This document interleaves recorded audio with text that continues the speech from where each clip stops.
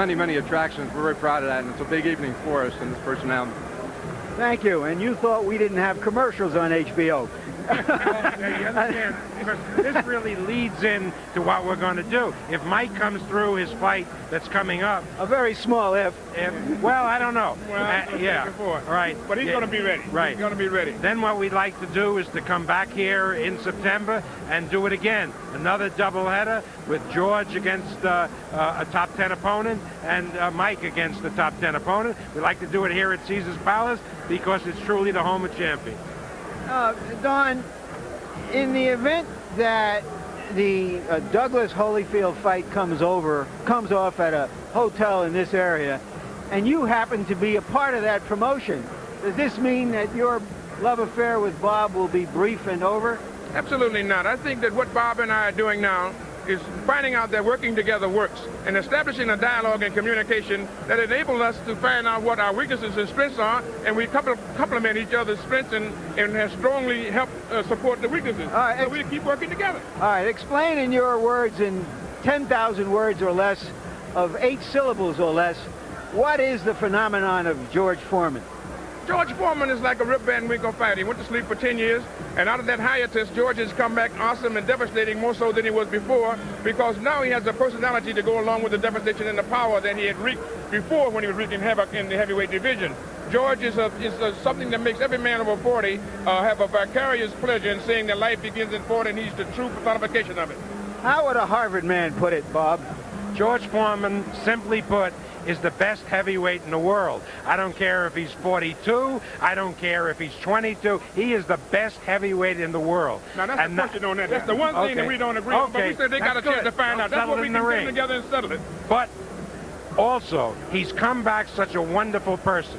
His humanity, his decency shines through, and that's what enamors him to the public. Not only is he a great, great fighter, but he is a wonderful, wonderful person, a warm human being, and I think everybody out there in America sees that. Thank you, gentlemen. Do you two guys at ringside see that? Well, my first question to Ray is, can anything good come to boxing as a result of Bob Arum and Don King working together? Does that put you at pause just a little bit? The resurrection of George Foreman makes boxing a lot nicer and more acceptable. George Foreman is a breath of fresh air. I want to say that. All right, and you give credit to Arum and King for having created the circumstances under which George can be seen in this particular forum, I take it. George Foreman is a breath of fresh air. Ever the diplomat, Ray Leonard, who does his boxing deals through an independent authority, Mike Trainer. Well, Mr. Arum claims that George is the best heavyweight alive. Do you think he really believes that? Well, I guess by promoting the George Foreman fight, I mean, what should he say? But that's yet to be seen. I mean, you got Buster Douglas. He's the champion. They must beat Buster Douglas first before someone make that claim. There's considerable talk, of course, that the September doubleheader that Arum and King referred to there, which would match Foreman and Tyson once again against a pair of opponents here, is designed by its scheduling to take the thunder away from the now signed heavyweight championship fight scheduled for September 20th at the Mirage between Buster Douglas, the champion, and Evander Holyfield, the #1 contender. What will the public be more interested in? Another Tyson-Foreman doubleheader, assuming that Mike gets past Henry Tillman tonight, or the heavyweight championship bout between Douglas and Holyfield? I think the anticipation relies upon this fight tonight with Mike Tyson. What the intrigue is, what's left for Mike Tyson? Does he have anything left? Is there a new Mike Tyson? That's the big question, Jim. I think people are not going to jump ahead until they see what Mike Tyson does tonight. Of course, the quote from Seth Abraham, Vice President for Acquisition of Boxing Properties here at HBO Sports, is that we have right here in the persons of Tyson and Foreman, the only two heavyweights who sell tickets. Douglas and Holyfield are apparently going to get the chance to disprove that notion through some marketing of their own. This is a fight, nevertheless, which has attracted a great deal of attention, or at least this doubleheader has attracted a great deal of attention from the celebrities who often populate the boxing world. Billy Crystal here tonight. You see Michael Douglas sitting near the ring. And I saw earlier Jeff Goldblum and his wife Gina Davis. The Reverend Jesse Jackson entered the ring environment tonight in the Tyson entourage and in the company of Don King. Chuck Norris, Jack Nicholson, a regular habitué of these fights. And surely it's got to make Tyson and Foreman feel good as aspiring champions rather than title holders to see all those folks here. Well, the fact of the matter is, when these guys fight, it's an event, and that's why you have these celebrities turn out. To continue the event, let's go back to Larry Merchant. Gentlemen, now I'm surrounded by some prize fighters, some pretty good prize fighters. James Buster Douglas, the heavyweight champion of the world. Buster, give us your quick analysis of George Foreman. Do you think he's a real contender, or is he just some kind of a joke being put over the public? No, I wouldn't say that he's a joke by no means. I think he's a worthy contender. You know, he's been out there for some 2 years now on his comeback trail, and he's been winning. Nobody has defeated him, so you would have to consider him as a contender. If you were to fight Evander Holyfield in the fall and successfully defend your title, would you consider fighting him before you went back to Tyson? No, those are not in my plans at the present time. My plans are to fight Evander, defend it against Evander, and then in turn give Tyson a rematch.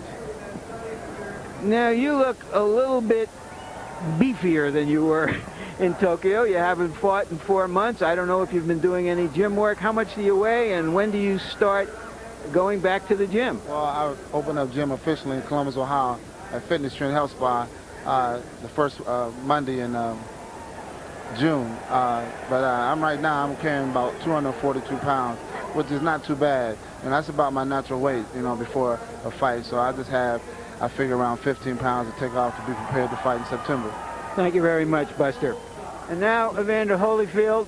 Evander, presumably you're going to fight this man in September, but first, you've made some news in the last day or so. You've announced that you're separating yourself from Ken Sanders, your manager, who had been with you since your amateur days. What's that story about? Well, I felt that it was a good business decision for me to go on without him, because I felt that he wasn't working in the best of my interests. So so we depart in a good manner. Will he share in your jackpot for fighting Douglas?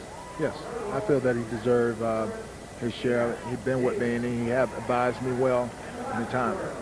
Your quick assessment of George Foreman. You stopped Rodriguez in the second round also. What did you see out there? Do you consider him a real contender?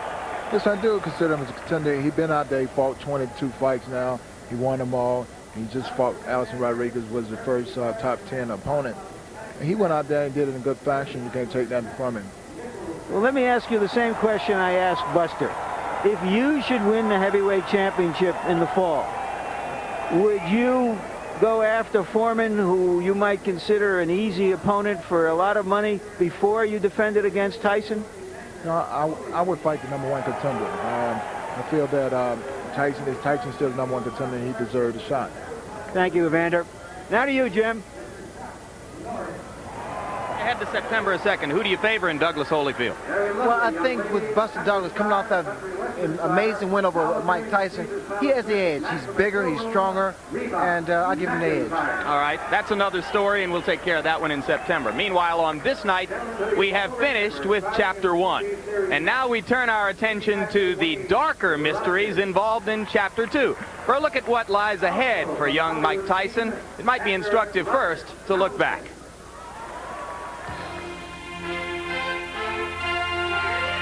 The word comeback weaves an unforgettable thread through heavyweight history. Jack Dempsey was an inactive champion for a 3-year period when in 1926 he met a 3-1 underdog named Gene Tunney. The slick challenger outboxed Dempsey over 10 rounds, and the title was lost. 1 year later, after one tune-up for Dempsey, the rematch in Chicago, Dempsey dropped Tunney in the 7th, but the long count saved the champion. Tunney knocked down Dempsey in the 8th, en route to a 10-round decision. Dempsey refused a third fight and retired in 1928. In 1936, Joe Louis, a 22-year-old heavyweight contender, fought former champion Max Schmeling. The Brown Bomber was knocked down in the 4th and out in the 12th. The meteoric rise of Joe Louis was derailed. But after he won the title, Louis's 4th defense was against that same Max Schmeling. After 3 vicious knockdowns, it was stopped at 2:04 of the first round. Joe Louis held the championship for 12 years. In 1959, heavyweight champion Floyd Patterson fought a 3-1 underdog Swede, Ingemar Johansson. The champion went down 7 times in the 3rd round. At age 24, Floyd Patterson had lost the title, but not for very long. 1 year later, with a lightning left hook in the 5th, Patterson became the first heavyweight champion ever to regain the title. Then Sonny Liston, after 2 one-round knockouts of Patterson, fought an 8-1 underdog named Cassius Marcellus Clay. Clay outboxed the Bear as Liston failed to answer the bell for round 8. 15 months later, the mysterious rematch. Liston went down from a phantom right in the first round. In 1970, in Las Vegas, Liston died of a drug overdose. Ali went on to win the heavyweight title a record 3 times. Which brings us to Mike Tyson and his monumental upset loss to James Buster Douglas. Douglas coming back with a left right. Tyson is wobbling. What an uppercut by Douglas. Down goes Tyson. 2, 3, 4, 5, 6, 7. Tonight's big question, can Tyson come back?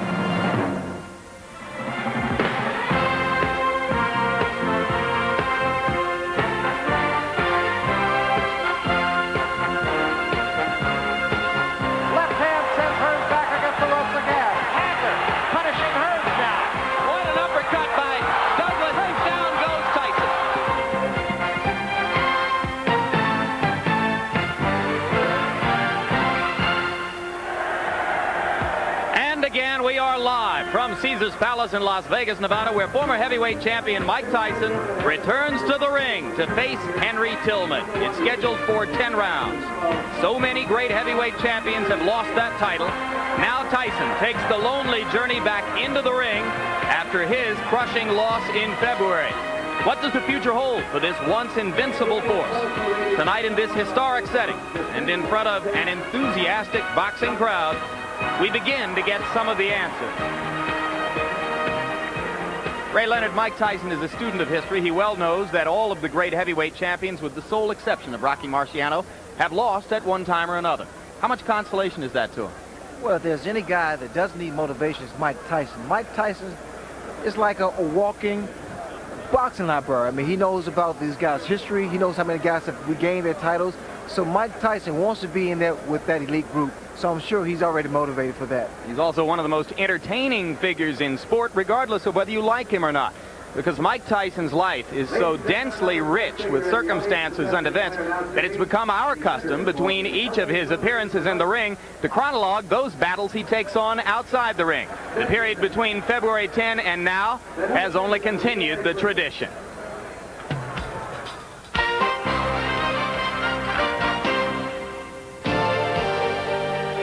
February 10, 1990. For fight fans, a night to remember. For one fighter, a night to forget. Undisputed heavyweight champion of the world, Iron Mike Tyson. The challenger, James Buster Douglas. Another right hand, and now Tyson seems to be wobbling. Mike is not throwing back.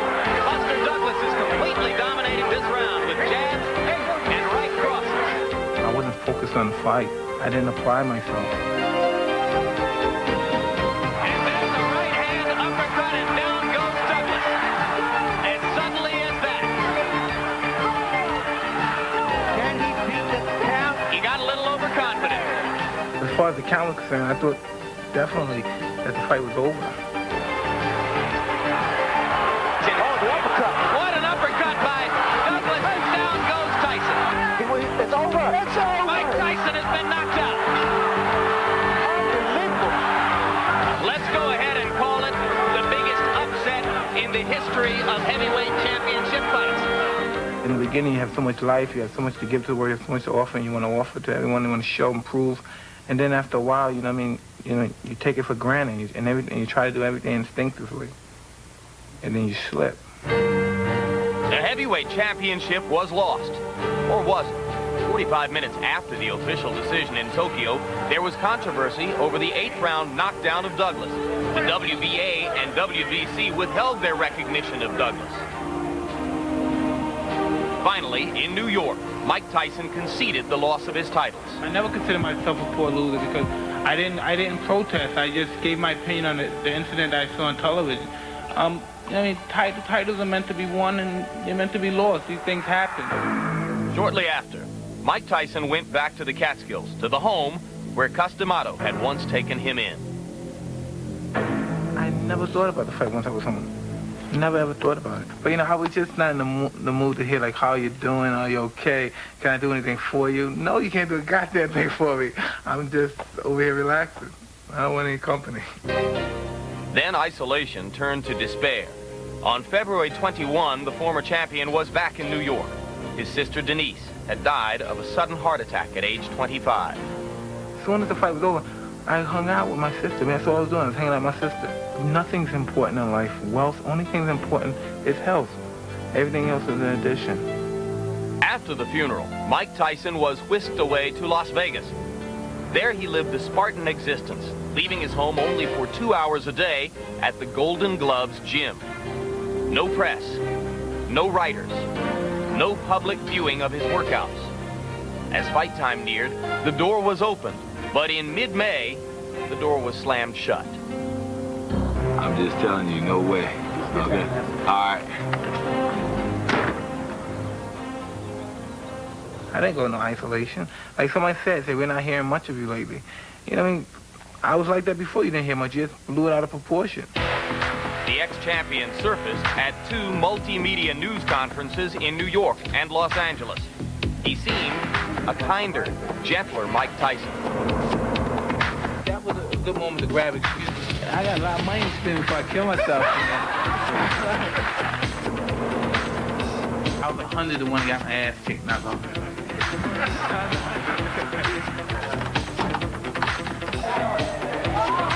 We create our own stories, regardless of what it is. Even if we're not looking for it, we create our own monsters. You know what I mean? I create the guy that likes, to go in there and beat up people and whatever. They take that concept and they put it in a whole different meaning of life. And that's because what I created. Finally, it was back to Las Vegas, where he was reunited with girlfriend Natalie Fears and a newborn son named D'Amato. My first priority is him. People say, having a baby, it mellows you out. You get goofy every now and then, you see the baby. Yeah. Other than that, when you're not around them, it's just totally, you just think about them a lot. That's all I do, I always think about them.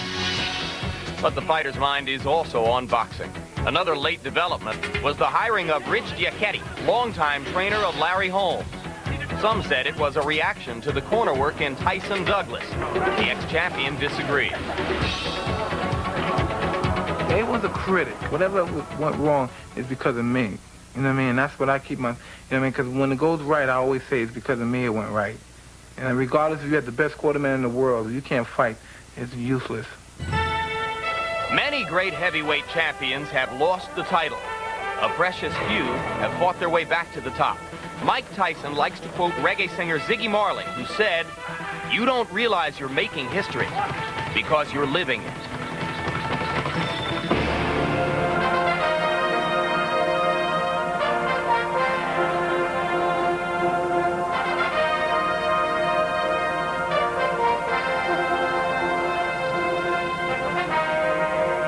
And here is one piece of history. When last Mike Tyson and Henry Tillman met here at Caesar's Palace in the indoor arena 6 years ago, it was to determine who would go to the Olympic Games. Tillman won that trip. Tyson earned a trip back to the Catskills compound of Customato. So much has changed since then. Now they prepare to meet under entirely different circumstances. As HBO Sports brings you the second of our heavyweight doubleheader on this evening, Mike Tyson against Henry Tillman in a bout scheduled for 10 rounds. Tyson's return to the ring, and we return to Larry Merchant. Youngest heavyweight champion, youngest ex-heavyweight champion. The philosopher George Foreman explained it this way: Mike Tyson runs into every wall he sees, meaning if there's a chance to make a mistake, he's made it, seized it, embraced it. But that, of course, is the perspective of maturity. Remember, we all embraced Mike Tyson. We loved him for his youthful aggressiveness. for his exuberance, at least until it turned self-defeating, self-destructive. Well, it then became, the fight in Tokyo happened after that, and what that was the gods delivering a message to him in the name and in the person of James Buster Douglas, an unlikely messenger at that. Mike Tyson now says that Mike Tyson is dead, buried in Tokyo. Is he? We'll see. But the question of whether he's one of those seemingly invincible fighters who stays down when he goes down, or who gets up, won't be answered tonight. He has made a small step by rededicating himself, but he's taking no chances in his opponent, Henry Tillman.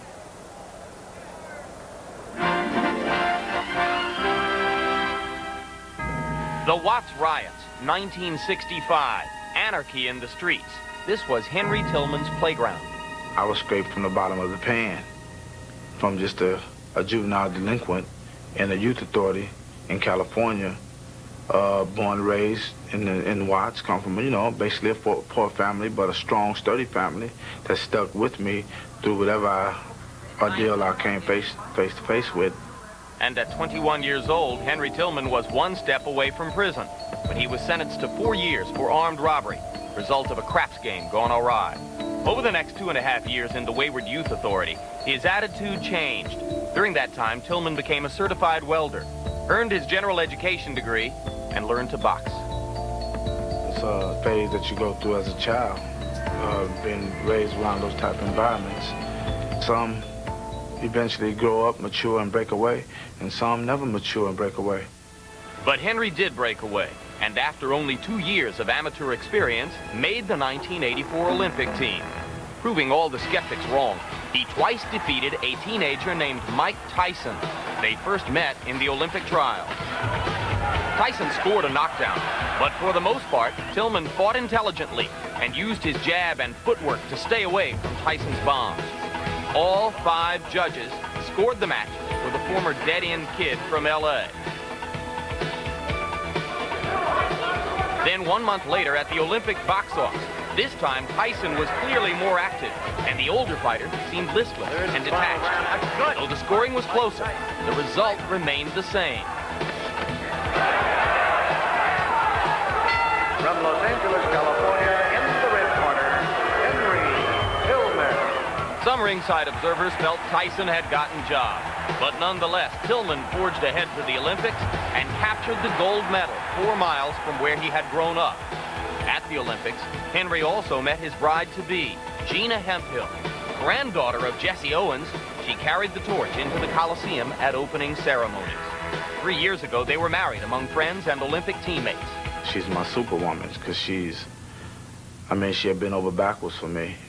She's even put her own career on hold for a little while just to support me in my career. A career that started out with promise, but quickly nosedived when Bert Cooper handed Tillman his first pro defeat. 8 months later, Tillman was battered by his Olympic roommate, Evander Holyfield, a loss that many say took an irreversible toll. Over the next 13 months, Henry suffered 2 more defeats and hit rock bottom. And so I said at that point, I need to just take some time out of boxing before I either get hurt or just ruin my career myself if I keep going in there not mentally prepared to compete as a boxer. And so I just stepped out of boxing for a minute. But that minute lasted 20 months. In the interim, he landed a role in the upcoming Rocky V movie, dabbled in the real estate business, spent some time with his family back home in South Central Los Angeles, and most importantly, found himself a new manager, trainer, and friend, a man named Henry Grooms. He said I would be crazy if I'd let boxing go right now. He said, you're young, you still have a lot of spunk left, a lot of fight left in you, but you just need to take a little time off, get your management problems out the way, get your mind clear, go home, spend some time with your wife, get into your family life, and just let life move on a little bit, because you're just too young just to let boxing go right now. You've never been hurt, never been knocked out, He said this doesn't make any sense. Maybe life doesn't always make sense. 6 years ago, fresh out of the youth authority, Henry Tillman's future as an amateur fighter went through Mike Tyson. He was successful twice and earned the greatest reward imaginable, Tonight, after a long layoff and a resurrected career, Henry Tillman's path to greatness once again leads through Mike Tyson, now the former heavyweight champion. For Henry Tillman to score a hat trick, he'll need to step out of the shadows of anonymity, just like he did in 1984.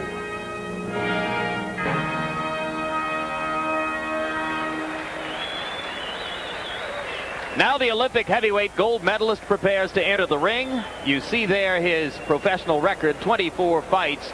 Included in those 5 years, one 20-month layoff from the sport. Maybe the neatest and most compact phrase I've heard to size up Henry Tillman was issued by the outstanding ABC Sports boxing expert Alex Wallow, who said of Tillman, he has the heart of a warrior, but not the chin of one. Too brave for his own good and his own buddy. Of course, that statement was made about Tillman at a time when he was fighting as a cruiserweight at 190 pounds. He claims that he is much more resilient and steadier now as a 215-pound heavyweight. Tillman would love to relive those 2 amateur losses he gave Mike Tyson, trying to relive those moments of glory. He's a sweet man who's made something of his life from terrible beginnings, but I'm afraid for this night he's just a frog being fed to a snake. Well, on the bright side, he believes, Larry, that he wrote the blueprint for beating Mike Tyson with his 2 amateur victories over him, and that Douglas merely stole a page from the script with his Tokyo exploit. A lot of people knew the blueprint, having seen those fights, but even forgetting the fact that Mike Tyson is a whole lot different fighter than he was as an amateur, it was only Douglas who could execute the blueprint. In 24 fights, Tillman has won 20 times, lost 4. He's had 14 knockouts of his own. You heard him say in the profile that he has not been knocked out, but he has indeed been the victim of technical knockouts by journeyman fighters like Dwayne Bonds, in addition to outstanding ones like Evander Holyfield. What must Henry Tillman do against Tyson? What must Tyson do to begin regaining his glory? Ray Leonard's tip of the night. Well, when Mike Tyson bobs and weaves, he becomes an illusion. That upper body movement allows him to slip, get inside, and to attack his opponents with those devastating combinations. Speed, combinations, and power is synonymous with Mike Tyson. He must get mean, get aggressive, stay on top of his opponents. Now with Henry Tillman, Tillman needs to box, get inside, throw his punches, and get outside. Stay out of harm's reach. Don't fight Mike Tyson. That's a mistake so many guys have made other than Buster Douglas, who's successful. Don't fight him, box him.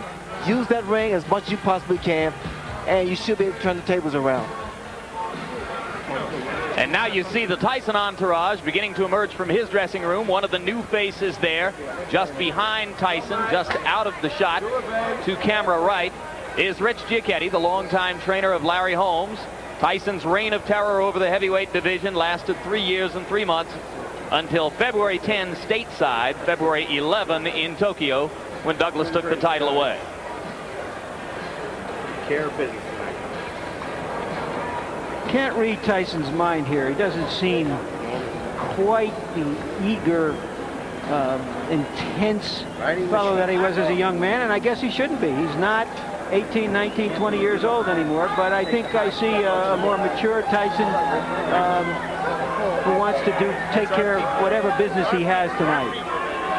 There are some who say, incidentally, that the left eye has never fully mended from the beating it took from Douglas in Tokyo. And as you look at that close-up shot, you can see what appears to be some discoloration under the left eye and some puffiness around the outside of it. Now, Ray Leonard, 4 months have passed.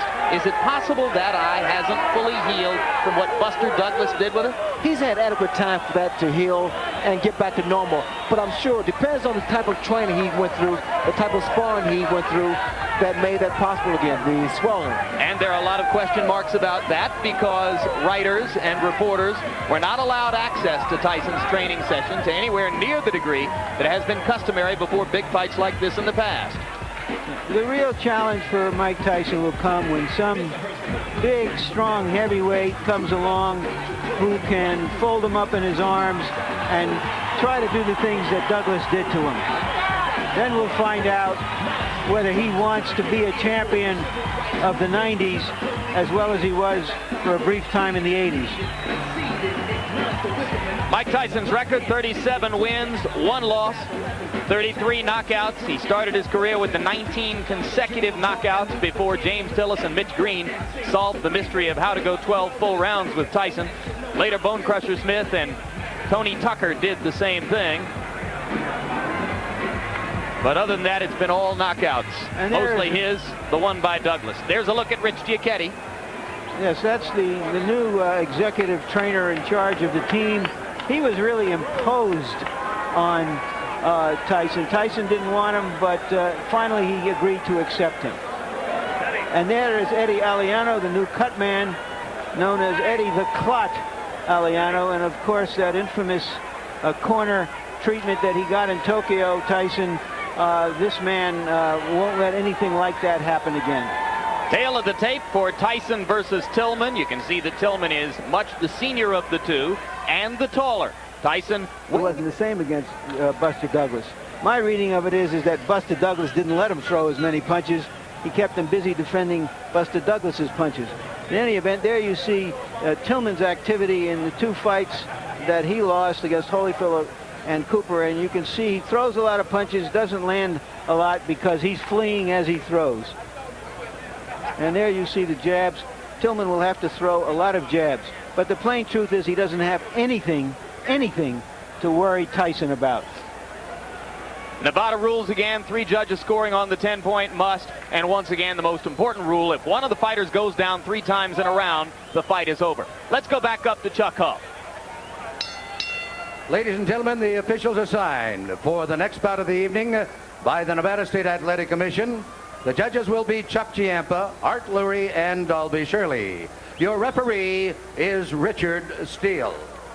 The next bout of the evening, a co-main event of the night, featuring 10 rounds of boxing in the heavyweight division. Introducing, in the blue corner, fighting out of Los Angeles, California, weighing in at 215 pounds, with a professional record of 20 wins, 4 defeats with 14 KOs. He was a gold medalist in the 23rd Olympiad in Los Angeles, California. Ladies and gentlemen, here is Henry Tillman. And in the red corner, from Catskill, New York, weighing 217 pounds. His professional record consists of 37 wins, 1 defeat, with 33 KOs. He is a former undisputed heavyweight champion of the world, Iron Mike Tyson.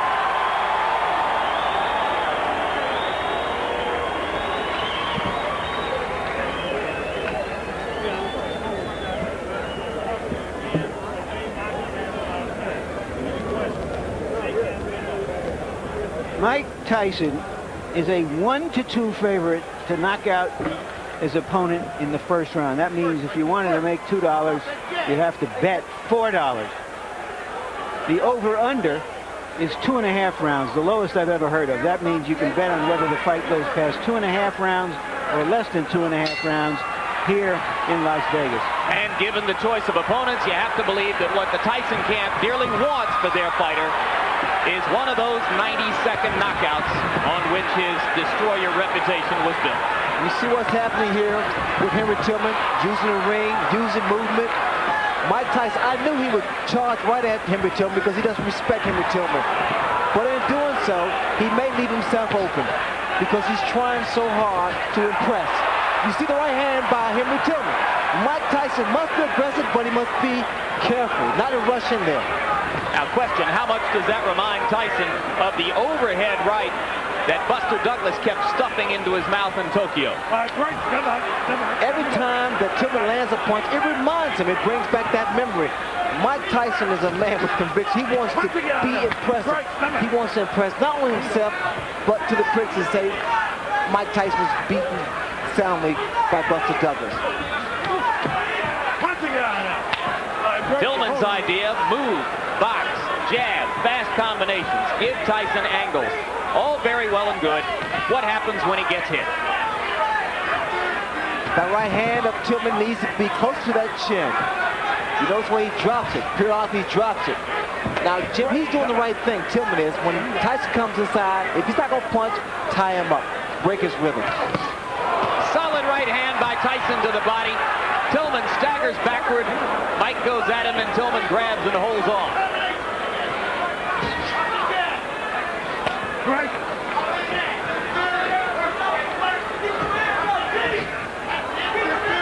I believe Tillman's going to stand there and try to drop his right hand because he's trying to time Mike Tyson's onslaught.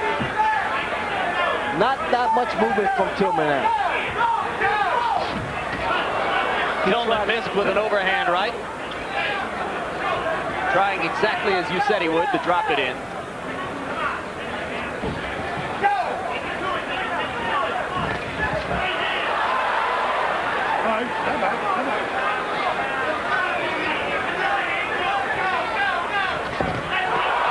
Right to the face of Tillman.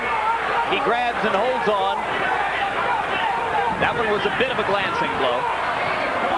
Tillman now is trying to fight Mike Tyson. He should be doing a lot more movement than he is now. He's allowing Mike Tyson to trap him in the corner.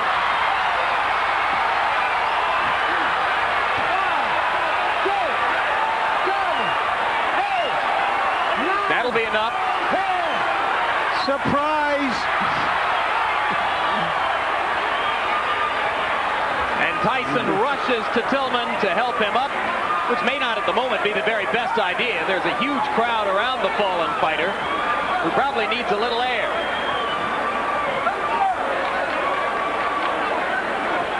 It was a right hand in close quarters to the forehead, and it was quite enough. The snake always devours the frog.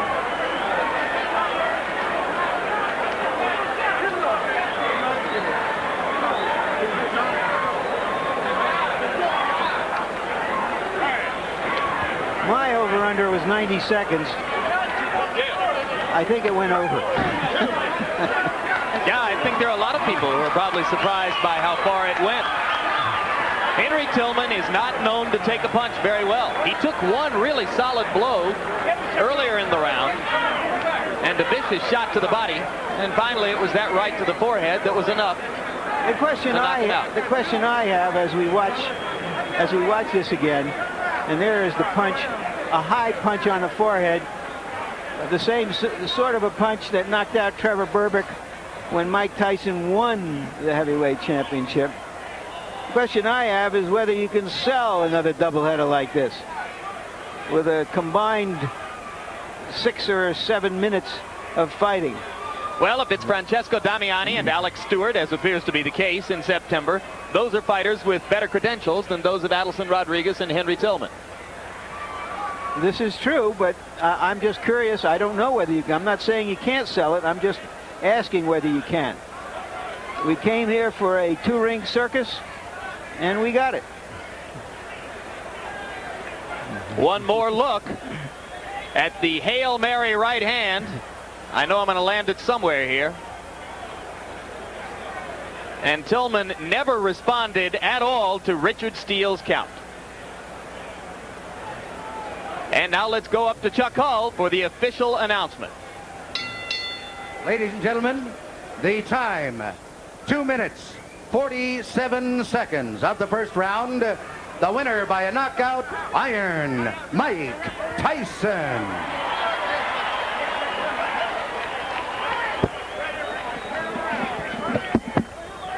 So, referee Richard Steele raises the hand of Mike Tyson. There's Rich Giacchetti. A very successful debut for Rich Giacchetti. And here you see the total punches in the round. Tillman landed 4, Tyson 14, according to our statisticians. Not that it makes any difference. If there was any doubt going into this fight, and there wasn't, Tillman landed a hard, clean right on the button of Tyson early in the round. Tyson barely blinked. There's the big crowd standing around. It's been a curious crowd. I think the crowd knew what it was coming for, which was a show, a circus as we've been calling it. There wasn't a lot of high excitement about it, just a lot of high curiosity to see two former champions performing. Go through it one more time. Left jab, bang, right over the right jab.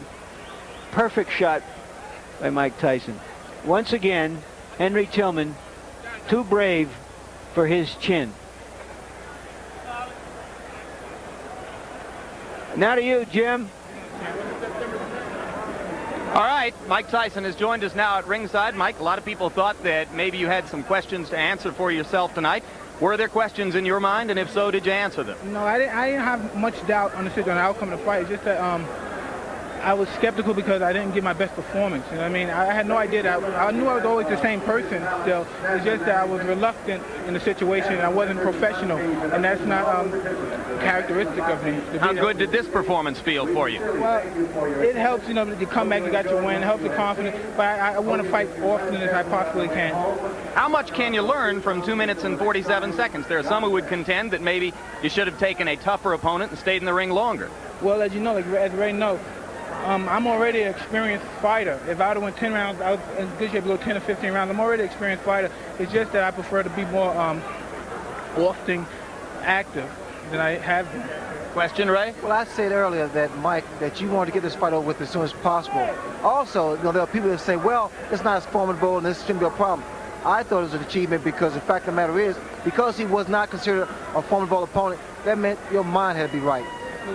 And the most, when people tell me that this guy's going to be a pushover, that's when I worry.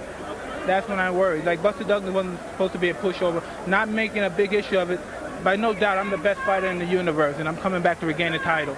Will it satisfy you to come back in 3 months against the likes of an Alex Stewart, as appears to be the plan? I have 2 months.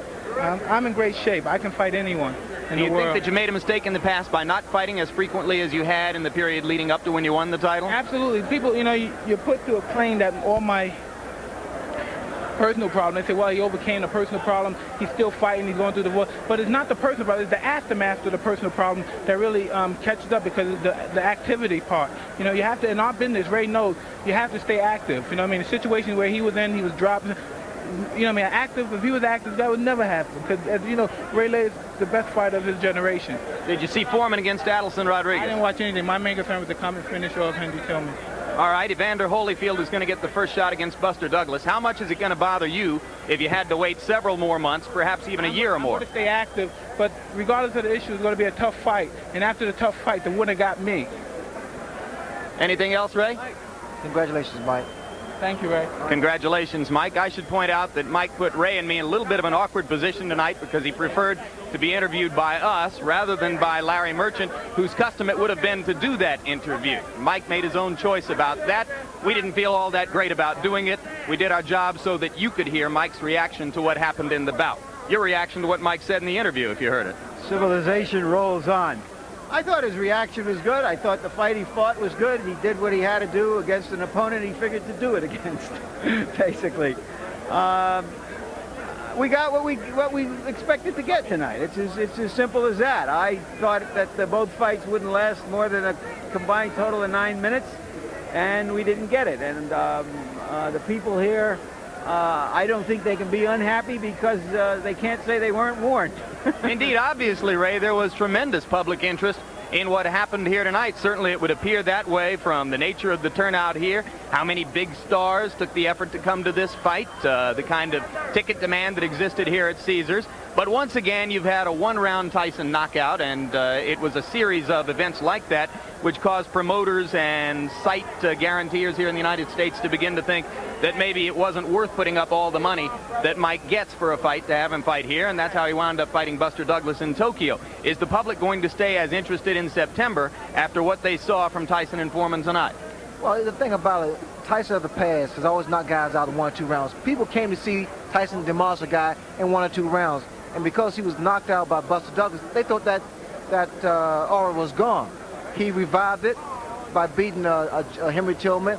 And then George Foreman, who comes back at the age of 41 and was able to do what the average man of 41 could never do in their lifetime. Final comments, Larry? Yeah, I've been thinking of our interview with Adelson Rodriguez the other day when he told us a very funny man bites dog story. Seems he came back from 2 months on the road and the guard dog didn't recognize him and bit him in the thigh, and Rodriguez strangled the dog, bit the dog, killed him, then shot him just to make sure. And so there was a little doubt in my mind. I'm saying, well, are we going to get a man bites dog show tonight? No, dog bites man twice. I'm curious about Mike Tyson in this sense. You know, for a lot of people, Mike Tyson was a hero. Young people, he was going to be their great heavyweight champion, much as Joe Louis was and Jack Dempsey was and Muhammad Ali was. So those people were really shook up when Mike Tyson lost. Whatever we want to say about his character and personality and the antics in and out of the ring and all of that, they were shook up. And I assume that there's still a residue of hope here, that Mike Tyson will come back and will still be their champion, and that the defeat somehow humanizes and humbles him a bit. And I expect to see that. All right, that remains to be seen in the future. As for wrapping up tonight's story, as Larry pointed out, the simplest and most predictable of tales, man not bitten by dog, dog bites man. George Foreman goes to 67-2 with the second round knockout of Rodriguez. Mike Tyson moves to 38-1 with the first round knockout of Tillman. A look back. His hands are so heavy that what becomes a knockout punch doesn't always look like one, and Rodriguez goes down.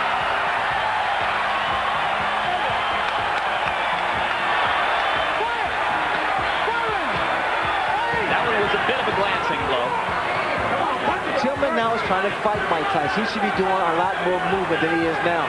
He's allowing Mike Tyson to trap him in the corner.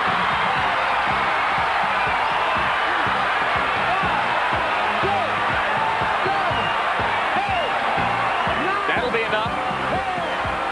Surprise! Coming up, immediately following tonight's boxing coverage, you'll see One Night Stand Rich Scheidner, followed by Ghostbusters 2 on the East Coast.